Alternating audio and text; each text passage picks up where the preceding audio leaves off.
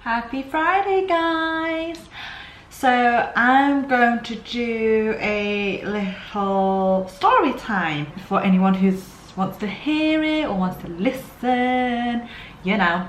Yeah, sorry, quarantine look once again. I am rocking my honeymoon, family moon t-shirt because when am I ever going to wear it again? So today's story time will be about my pregnancy, my first pregnancy and my birth story. So if you like to get your cup of teas ready, your snacks ready, come and sit down and we'll chat. I'm going to talk about my first pregnancy with Bella, my only child, my first child. And she wasn't planned at all. We were a couple of months prior to moving to our new flat. And generally my periods are normally on time, no late, nothing. And I'd been on the pill for about, at that point, about 9 years. So, you know, I went to the nurse and I said, how long does it take for my body to become normal again if I was wanted to have a baby? And she goes, you know what, some people can take as little as a couple of months. Some people are back to normal straight away and some people take years. So I was like, oh, okay. And I've always wanted to be a young mum anyway. So I was like, okay, maybe if I just stop now, you know, it would take time for my body to come back to normal. Within a couple of months, it was weird, but I knew my body was kind of back to normal. My plan was to move into the flat and then maybe within the year, you know, start planning to have a baby. But then I woke up one day and I was like, actually, where's my period? This is really weird. And then, yeah, I was like, okay, let's just take a pregnancy test. I've had pregnancy scares before and they never kind of followed through. So I was just like, oh, come on, this is just, it's gonna be late, probably because of the stress of the moving. So David was in bed and I was like, okay, let me take this pregnancy test. And I took it. And you know that wait, for anyone who's been waiting for a pregnancy test before, it's the longest wait ever. It's only like, what, 2 minutes, 3 minutes? But it feels like forever. So I left it and I sat there and I was like, oh my God, what if I am pregnant? What am I gonna do? Because my mum, she was quite traditional in a way, like she wants you to get married, then have a baby. But obviously me being me, a bit of a rebel child, I did things the wrong way. So obviously I met David, I then moved in with him and we shared a bedroom when we weren't supposed to. And then obviously we bought the flat. So by this point anyway, I was with David for about 4 years. So then, yep, test came back and it was like pregnant at the maximum week that it could be. So it was like, it said 2 to 3 weeks and I was like, oh crap. So then I was like, oh no, what am I gonna do? So I threw it in the bin and I went back to bed and I was lying there and I was like, I started crying only because at this point as well, I was 25. So I was old enough to be a mom, but then I was like, my mom's gonna kill me. How am I gonna tell her? What am I gonna do? Do I keep this baby? What am I gonna do? But I've never believed in abortions anyway. So I was like, I'm gonna keep it. She disowns me, she disowns me. And then I woke up David and I was like, David, there's something in the bin. Can you go and check it, please? There's something in the bathroom, go and have a look. Because he was half asleep, he was like, what are you talking about? I was like, just go into the bathroom and check the bin. So then he went in and he was like, and back at this point I was hiding under the covers, but he was like kind of happy. He came out and I was crying and he was like, oh my God, are you okay? And I was like, I don't know what to do, my mom's gonna kill me, blah, blah, blah. And then he was just like, don't worry, I'll take care of you. I'll take care of the baby. We're gonna be fine. And it was just so reassuring to know that he was ready to be a dad and that he'd step up. A couple of days later, I FaceTimed my mum and we were just chatting away before I came off of FaceTime. So bearing in mind, she can see my face. She was like, are you okay? Is there something you want to tell me? And I was like, what the hell? Like, mother's instinct is real. Like, how does she know there's something wrong? Normally it's just like, yeah, bye mum, I'll speak to you soon, da, da, da. But she was like, is there something you want to tell me? And I was like, oh shit. So I was like, my period's not here, it's late. And she's like, oh, is it? Yeah, your sister's the same. Her period's been late a few days. I was like, no, no, no, mum, it's late. I know it's not coming. She was like, what, are you telling me you're pregnant? And I was like, yeah. And then I started crying. And then her in Chinese, so David was sat next to me, so she was cussing David hard. She was going, stupid boy, I told you not to sleep together in the same bed. I knew this would happen. Oh, you're so stupid. You're about to move into a house. How are you gonna afford this? Da, da, da, da, da. And I was just like, well, what do you want me to do? Do you want me to get rid of it? She goes, well, no, don't do that. And then she was like, you're so stupid. Da, da, da. Well, anyway, get some rest. Put the phone down, and I was like, so I started crying some more. Bearing in mind, I'm pregnant at this point, so I'm probably very hormonal, very emotional. So I'm crapping my pants, and I'm like, oh my god, she hates me. She's gonna disown me. Anyway, went to the hospital, went to the doctors, got it all verified. Went to go and get me scanned, and then I went home. And my mum was awfully cold. You know, she hadn't spoken to me for some time. There was nothing, and I thought, oh my god, she hates me, she hates me. She hates David too. But then I went to go and visit my mum's best friend when I was home, and I was like, I've got something to tell you. And I showed her, and she was one of the first people that gave me the reaction that I wanted. She was so ecstatic, she was so happy for me. And she was just like, oh my god, congratulations guys, can't believe it, oh my god. And then when I sat down and I told her about my mom and how she reacted, and then she's like, do you know what, leave it with me, I'll speak to her, because you know, they're best friends, they speak to each other. My auntie, obviously my mom's best friend, I call my auntie, she obviously then spoke to my mum about it, and then literally like, I don't know, a week later, my mum calls me and she goes, hiya, how are you? How are you feeling? Are you resting? And I was like, hello, mum? Is that you?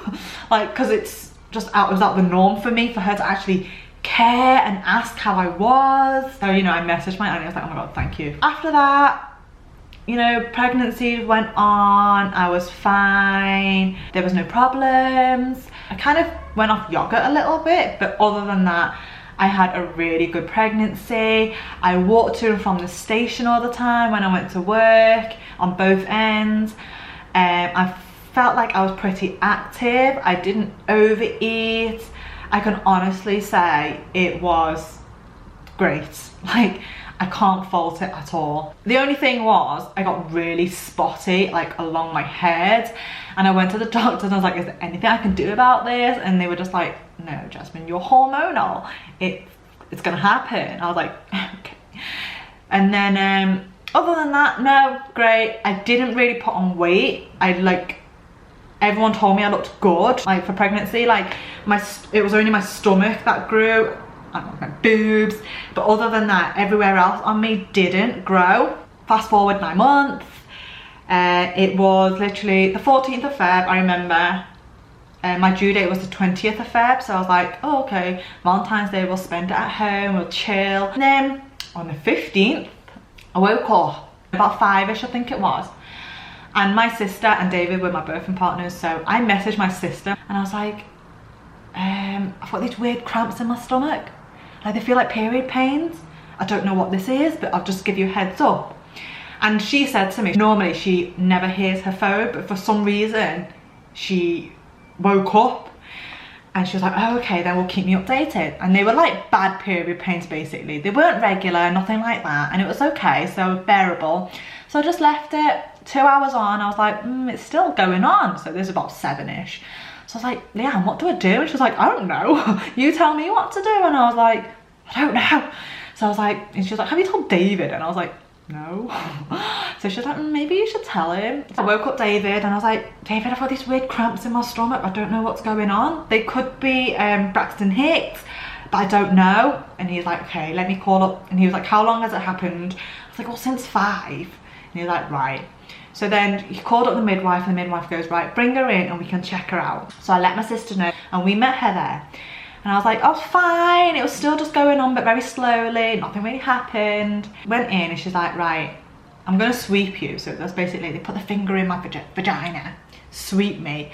And she's like, well, this will either quicken up the process or nothing will happen. But at this point, I was like 2 centimeters dilated, so I wasn't very big at all. So then they're like, go home, chill, have a bath, just relax and see how you get on. From the hospital to our flat, it was about 15 minutes. I was driving back, waiting on the McDonald's, and I was like, no guys, it's getting worse, it's getting worse. It's getting worse. They're like, no, okay, just breathe, breathe, breathe. So we drove back up to the flat, and I was like, no, no, no, I can't walk, I can't walk. And then we went up. I took a bite out of my breakfast, and I was like, no, no, I feel sick, I don't want it. It was just getting worse and worse and worse. So David called back the nurse again. The nurse goes, right, bring her in, we'll have a look. About 15 minutes to the hospital felt like ages, honest to God. Like, I was just like, get me there soon. And then we got there and they were like, well, we can't check you out because we've only just checked you out not long ago. They're like, right, go for a walk, come back in like 45 minutes time. And I was like, is this a joke? So I was like, I don't want to walk. And then David got me a sandwich. I was like, I don't want to eat it.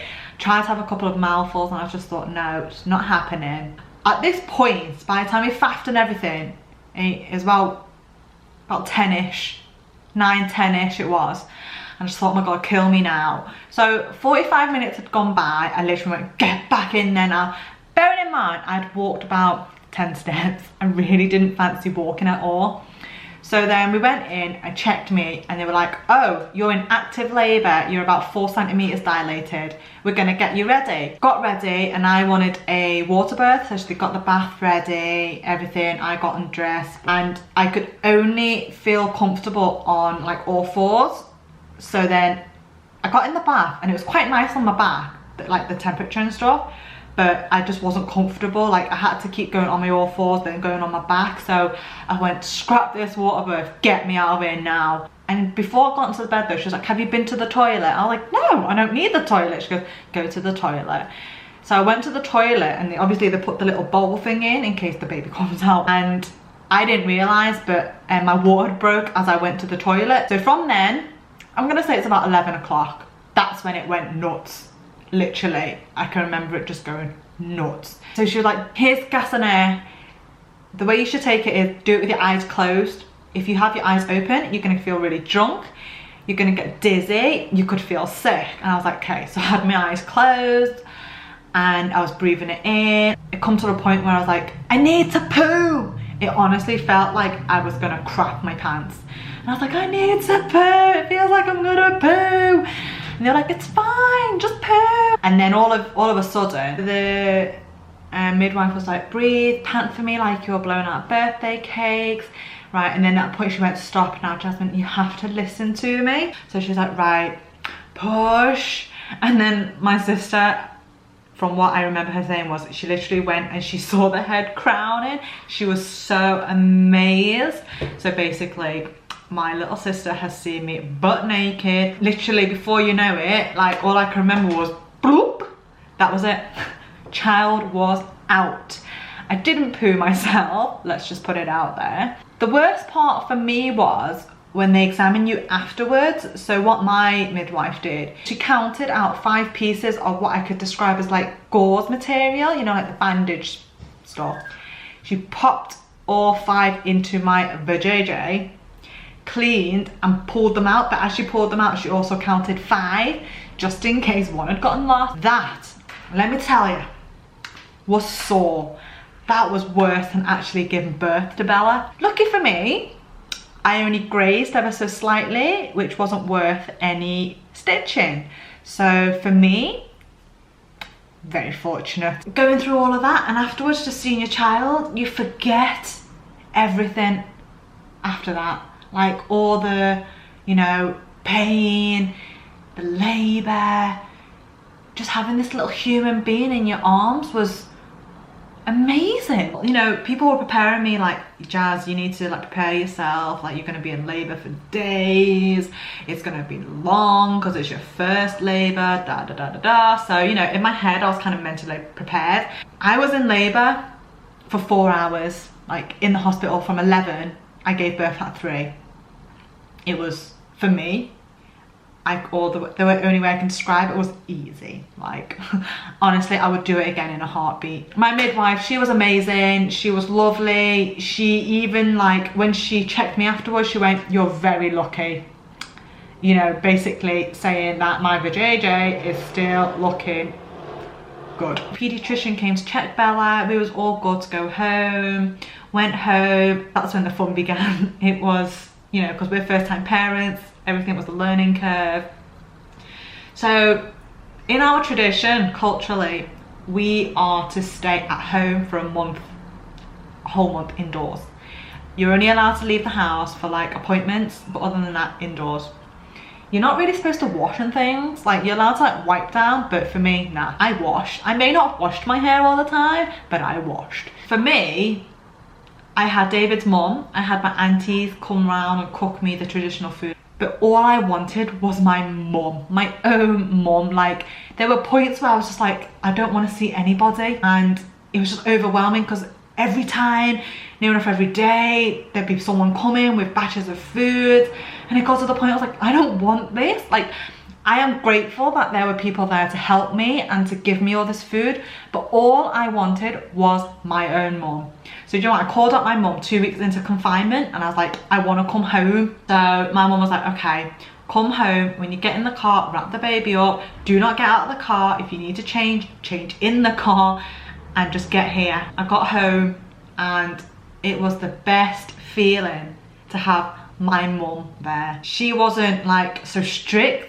She didn't let me out or anything like that. She did kind of cook me foods that were traditional to kind of preserve and give me the nutrients, but she was quite chilled. Like, she cooked me other things as well. And honest to God, even though my mum was angry at the beginning, like, you know, she wasn't happy about the idea, the minute she saw Bella, she cried.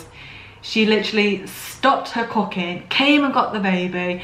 She was crying. Honestly, having 4 generations in one household, yes, winning. David did go back to London for work, and there were times where I felt very stressed doing the nights on my own with Bella.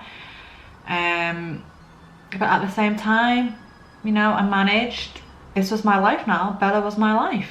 I had a human that I was responsible for. Just to wrap up the whole thing, my first pregnancy, amazing. I really do miss my bump. Speak of the devil. You'll say hello to everybody. Thumbs up and subscribe to our channel if you like videos like this. We'll see you in the next video. Bye.